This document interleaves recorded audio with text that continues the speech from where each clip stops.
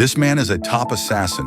He skillfully ties his sniper rifle into a rope, then wraps it 2 times in a clockwise direction to secure it. Next, he quickly sets up the original Mini-14, aiming through the eagle-eye scope at a balloon 500 meters away. As he pulls the trigger, he notices the bullet's trajectory is slightly to the left. Without hesitation, he takes out a wrench and fine-tunes the scope. He shoots again, but it's still off-center. As a top assassin tasked with killing the president, he needs to ensure a perfect shot to the target's brain. After numerous adjustments to the ballistics, he finally hits the bullseye. He then decisively switches to a 5.56 custom bullet, loads it into the chamber, and locks on the target. With a loud bang, the watermelon explodes into pieces. To smuggle the weapon into the venue, he saws the exhaust pipe in half and completely disassembles the rifle.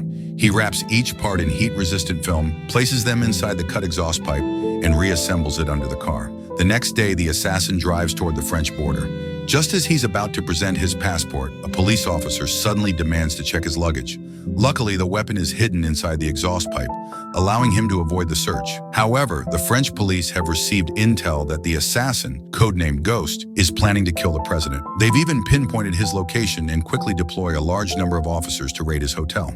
Thankfully, the assassin's organization warned him in advance, and he managed to escape before they arrived. On the day of the assassination, he then begins to blend in with the crowd, purchasing an outdated suit and fake military medals.